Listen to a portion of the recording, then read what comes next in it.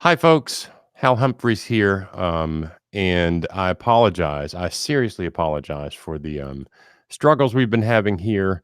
It seems that YouTube has had some pretty serious issues with their live streaming. We're up and running now. If you're still in the room, please stick with us. I think Ruben's going to join me here in just a minute.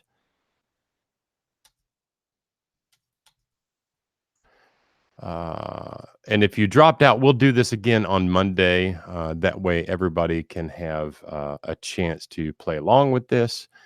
I'm going to go ahead and open up my chat with Stephanie so I can get questions from the room if there's anybody in here. So let's invite Ruben back to join us.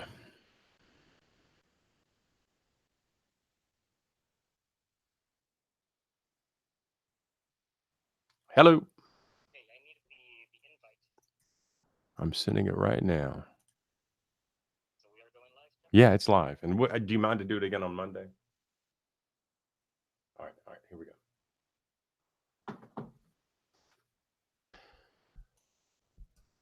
Let's see if we can get Ruben in the room.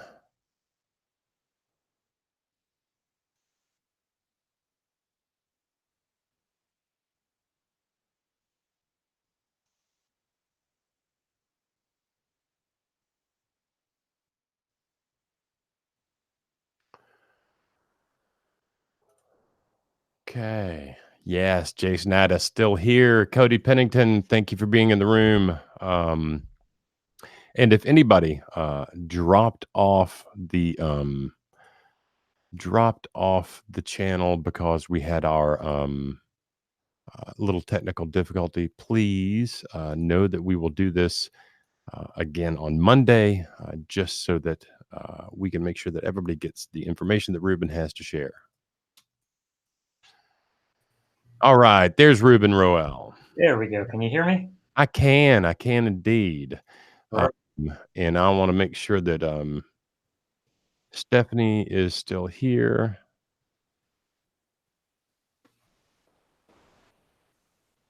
Okay, Stephanie's there.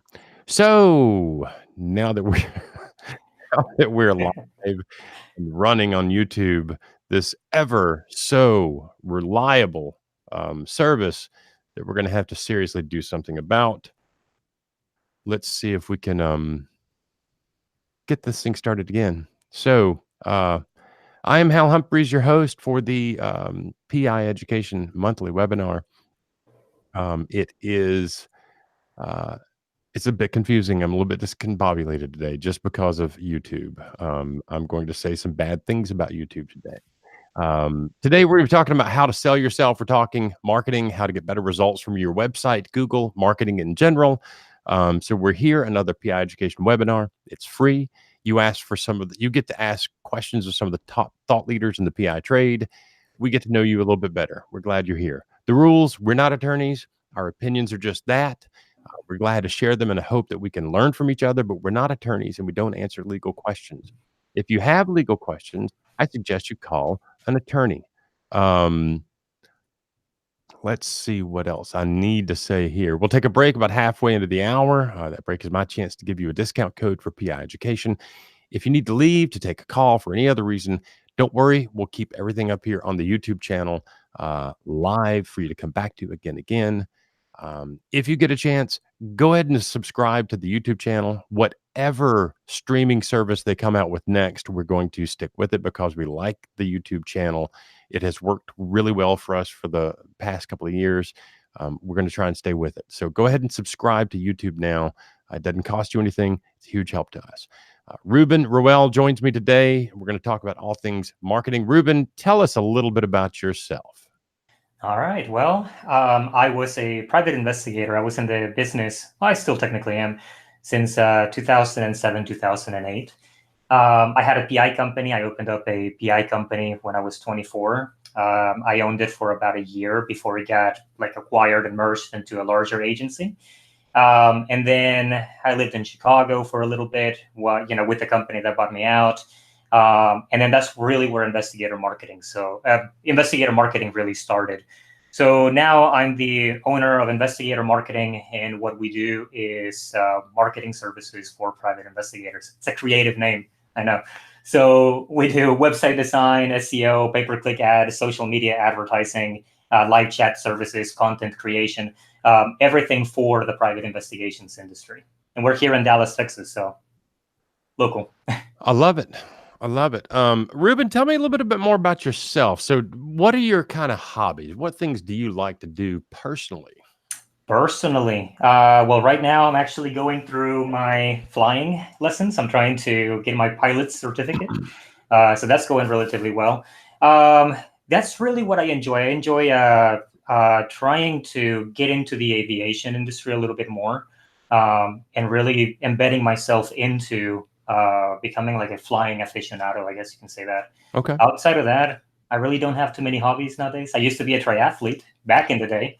Wow, So, we have so many things in common. I used to fly a lot. mhm. I think you'll remember this. Once you get a pilot certificate, it never goes away. So I am still technically a certificated pilot. Um, a long time ago, I used to run triathlons, but I don't do that anymore. So yeah, enough about us. Let's get on to the marketing business. You have kind of an outline that we're going to go through. And I don't have that in front of me right now. So why don't you start with kind of the general idea of marketing from your perspective? From my perspective, well, the outline that I sent over to you is mainly from people who were asking me questions after they found out that we were doing the webinar here. Right. So, I guess let me ask you this. uh, I hear this all the time. SEO, SEO, SEO. What is SEO? SEO. Okay, so that's the big one here.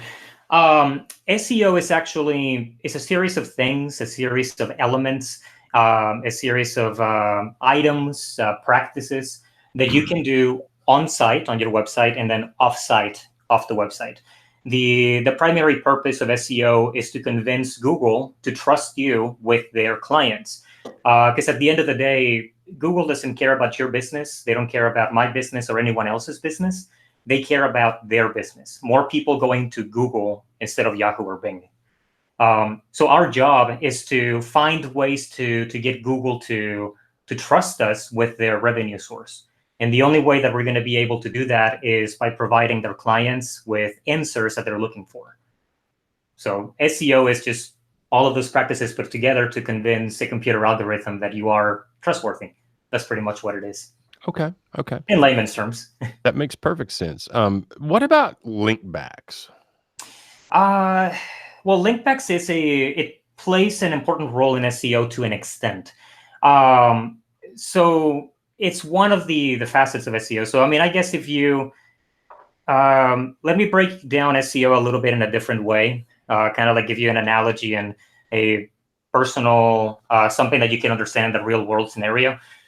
Do you remember when you had Eli on the show? Yeah, Okay.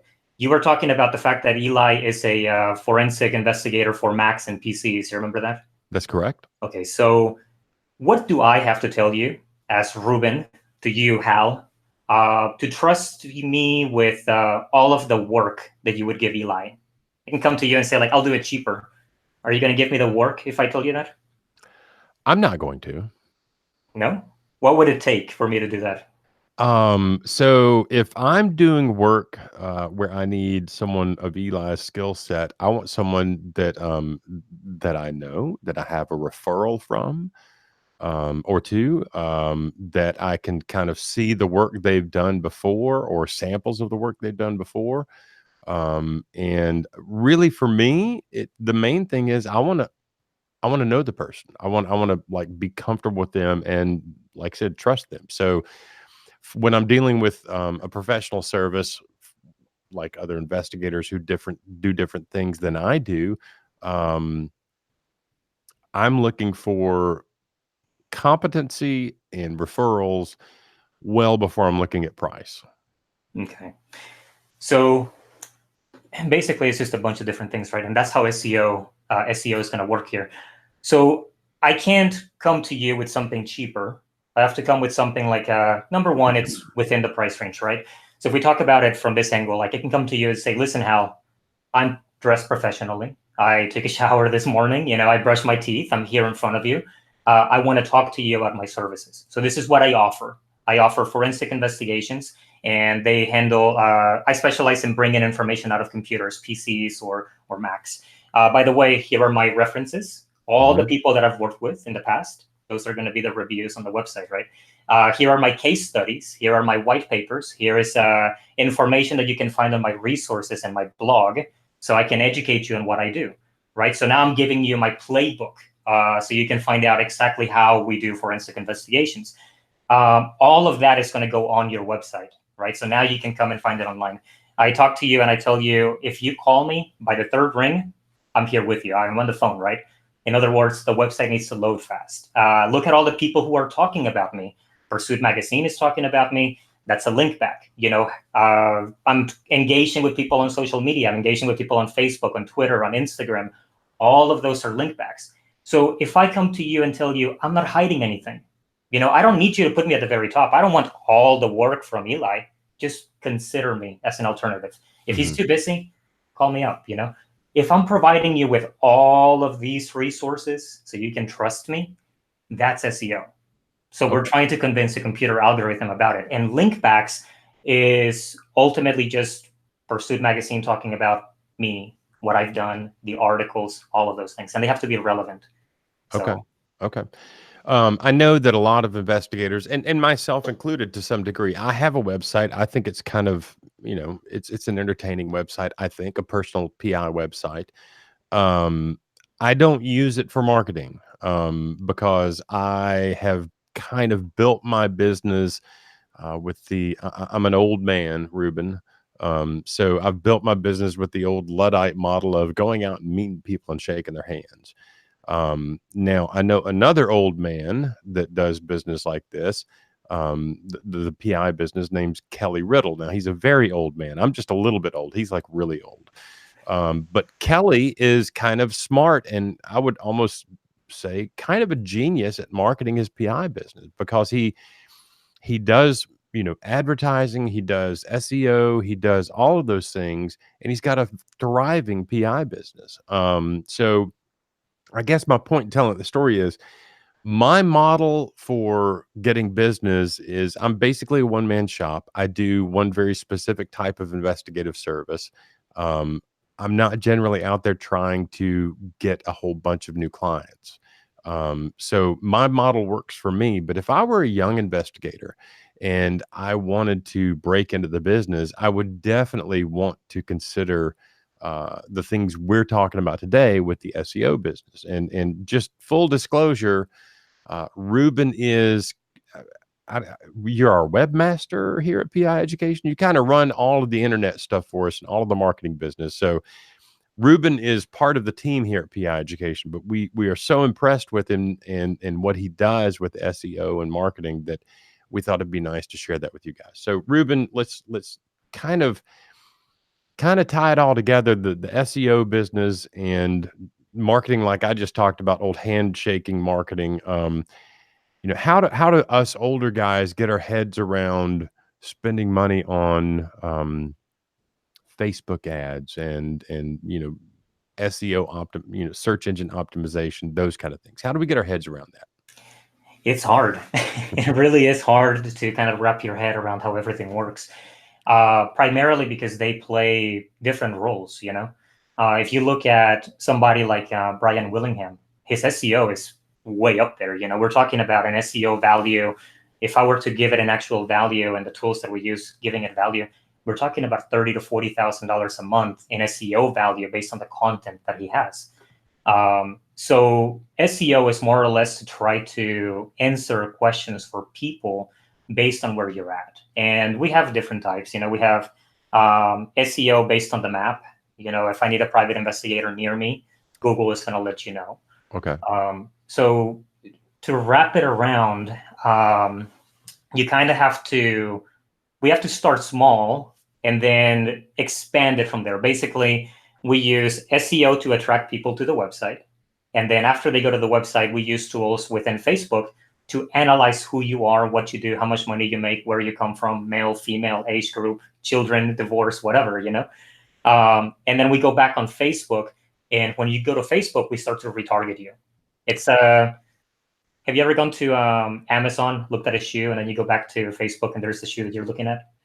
All the time. It's creepy. And now they're listening to the conversations on the phone. So you're talking about kitty litter or dog food or whatever. Guess what? Kitty litter is on the phone.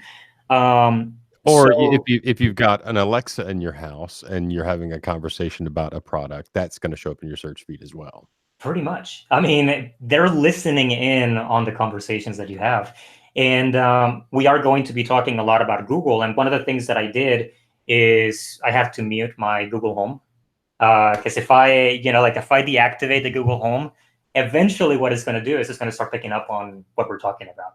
Yeah. So if I say something like, most people nowadays, what they're searching for is I need a private investigator near me. So if I say something like, hey, Google, find a private investigator near me, my phone starts going off. Okay, Google, cancel.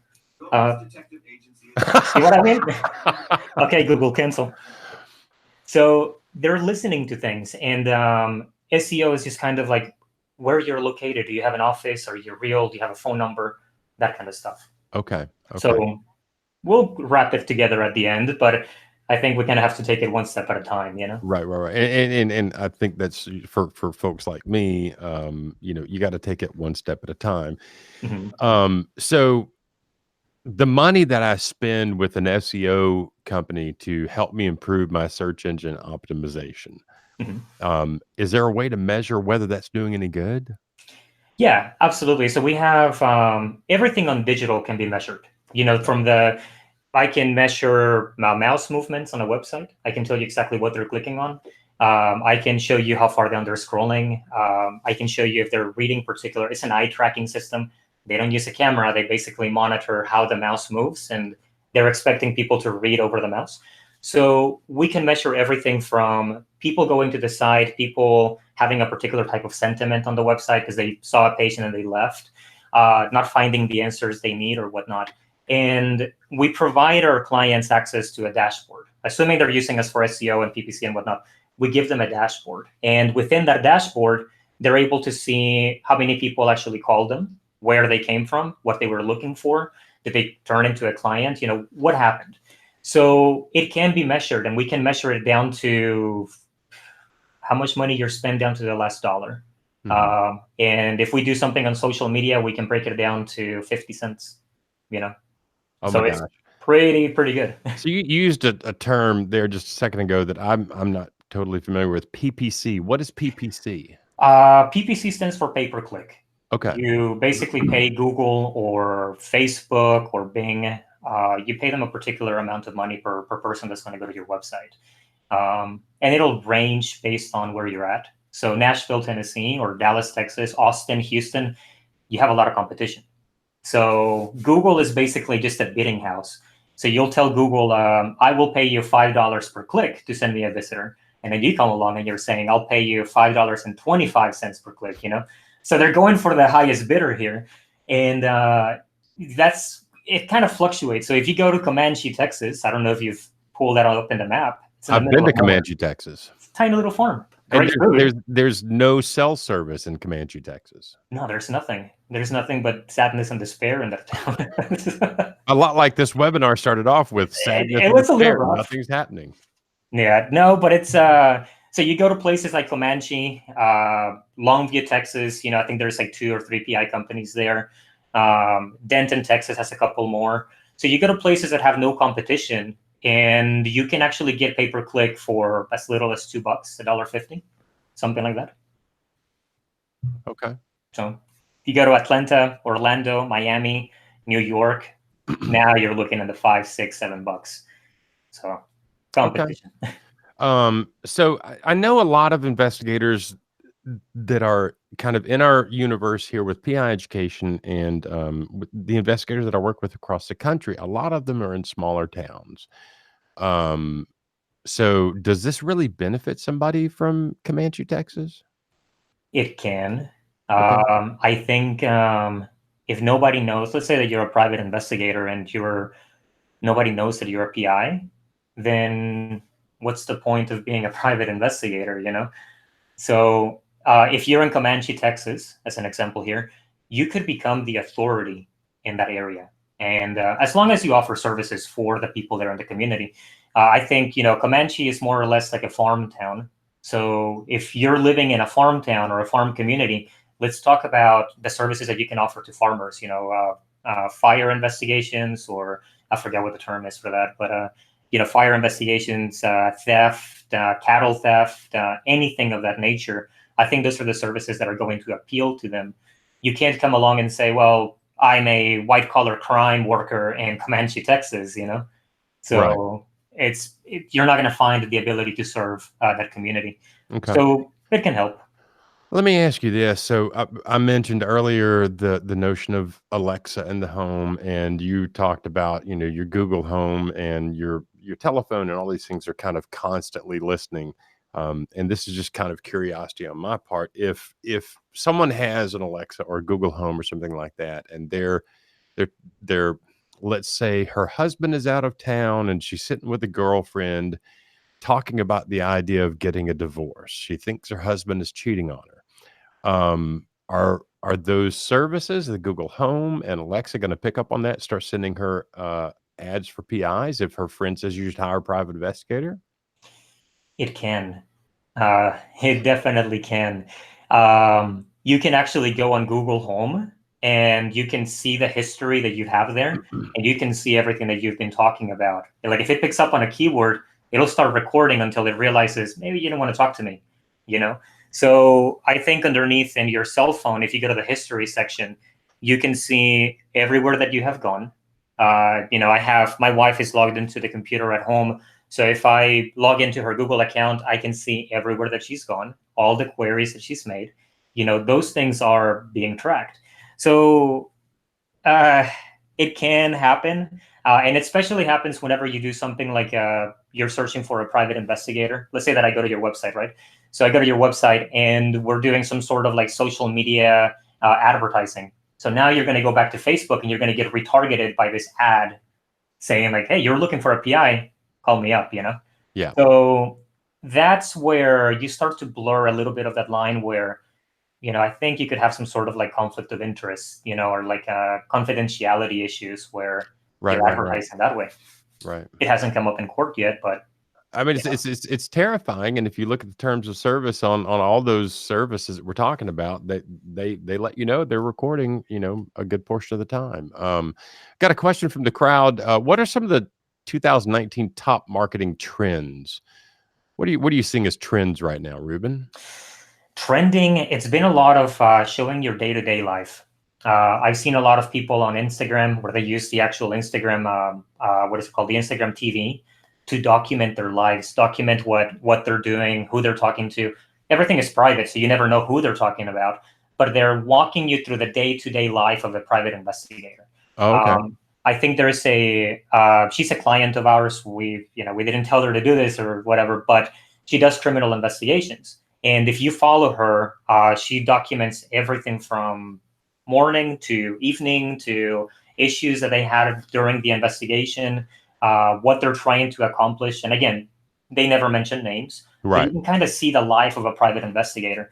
And you're starting to see a lot of other private investigators using the live chat model on their websites, engaging with whoever goes to your site. You know, if you have 3 visitors, let's talk to them. Let's not Right. wait for the website to do anything. Let's get in the middle and convince you to call me. So we've seen a lot of social media, live feed, Instagram accounts. We've seen people on Snapchat using it, and we're seeing a lot of people chatting with people online, you know, right there Right. and then. So that's really the trend that we've seen. There's more immediate engagement with your potential clients. I think so, yeah. And I mean, I think everything on Google, if your website's no loading in less than 5 or 6 seconds, then it's way too long. It's an eternity for me, you know. Right. So I think we're going towards the immediacy. I need something right now. So it's that trend of like I can contact this PI right now. I can ask him questions. I can message him on Facebook, you know.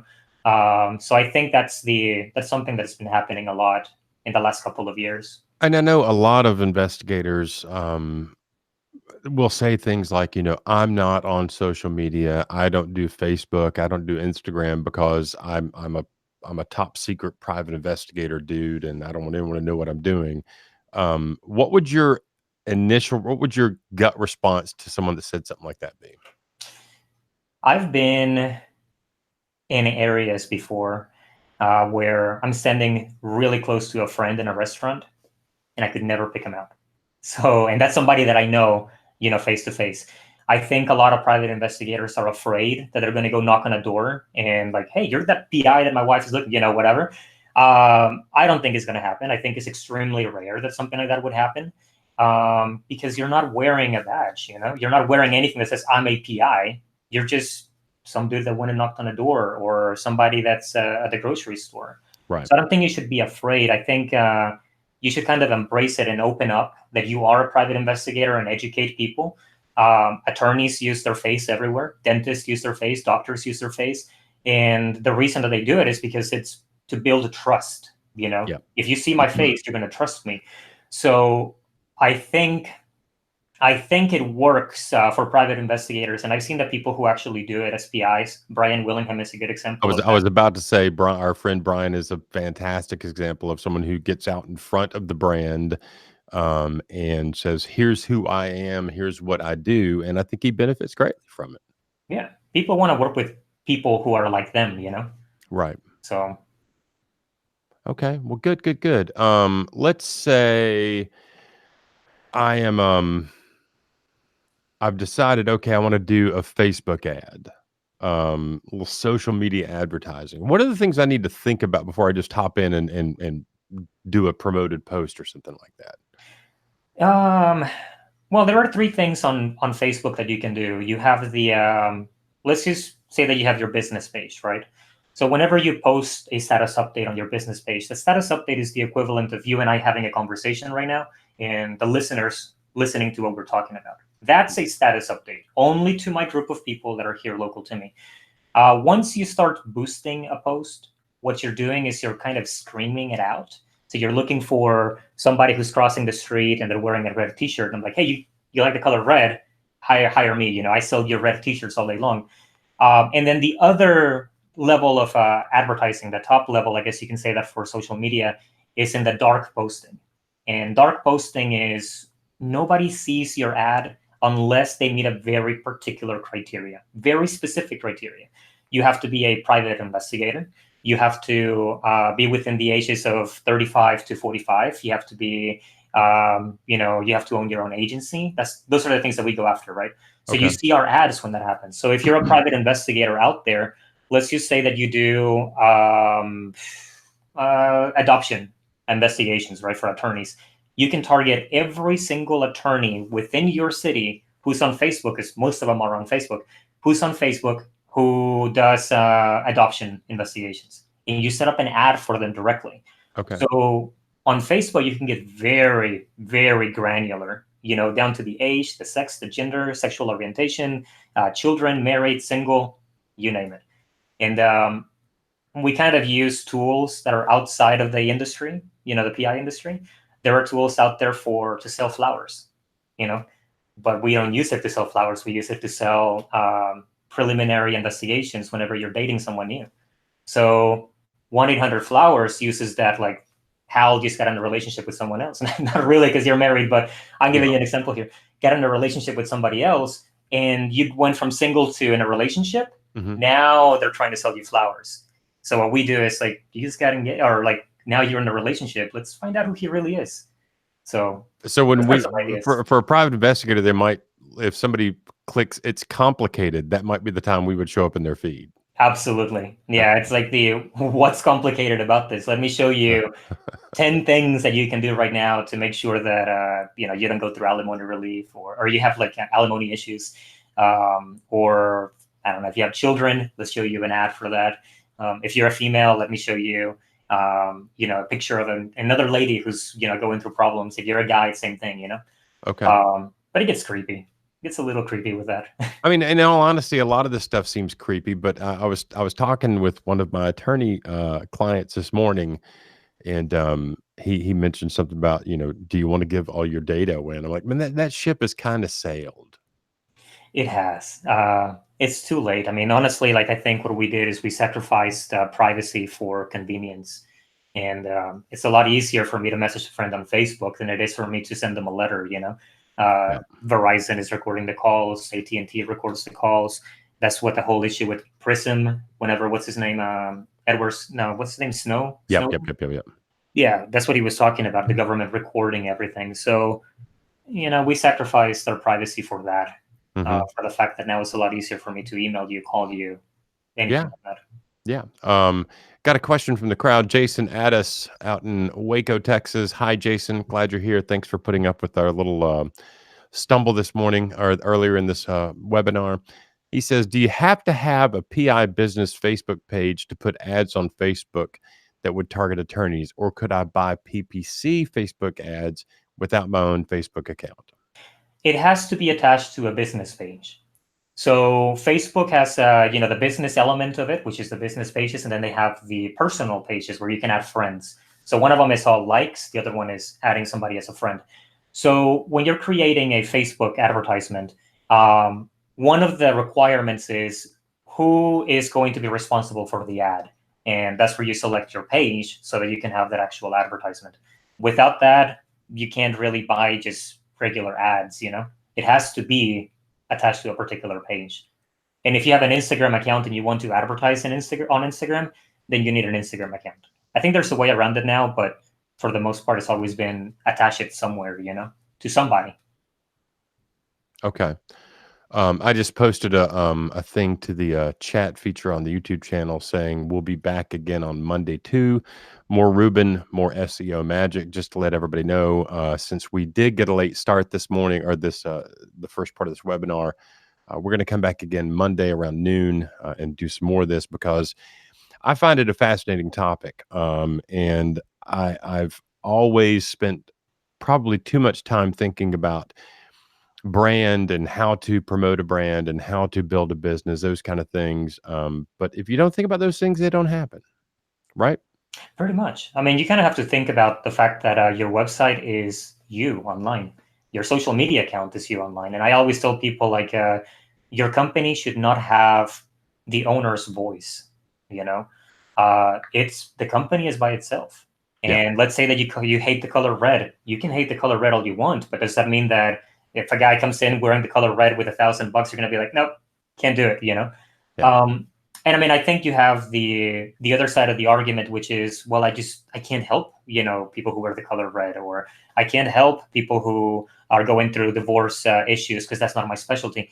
That's one thing. But giving your voice or your brand a voice that kind of moves around all over the place, it's going to cause problems long term. Stick to your guns, make sure that people know what you do, and keep on going on the little track, Yeah. And here's the thing, if someone is looking for a private investigator and they come to you because of your marketing efforts and they say, hey, I need you to do surveillance, and you don't do surveillance, that's not a bad thing. You can refer that to another private investigator, right?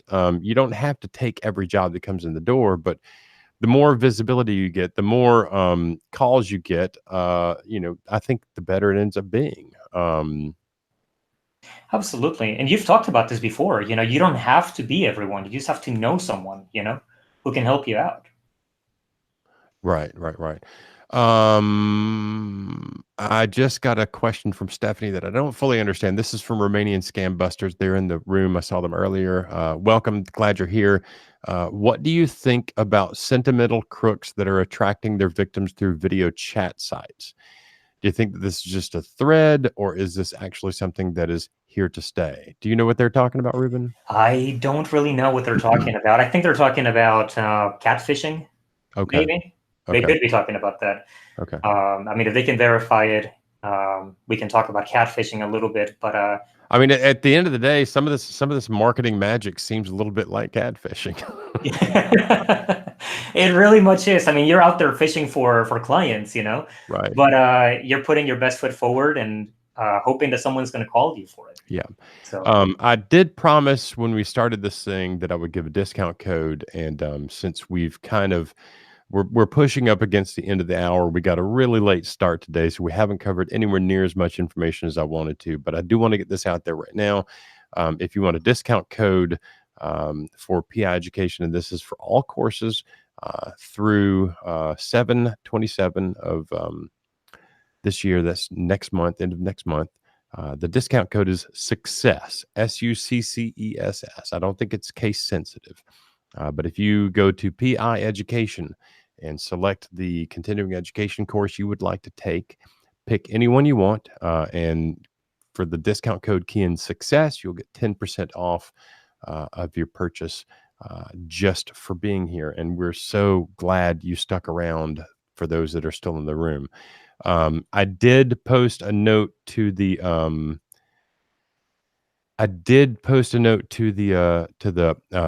page here saying that we are going to be back on Monday. Ruben has just verified that he's willing to do that. We'll be here Monday at noon to continue our conversation about marketing. And we'll give it the full hour. We'll stay in from noon until 1 o'clock and cover as much information as we can about marketing. And we'll dig a little bit deeper into this SEO business. And I think I'd like to talk about, and Ruben, tell me if this works for you, but I'm really curious about Instagram. I don't see many private investigators using Instagram, but I do see some.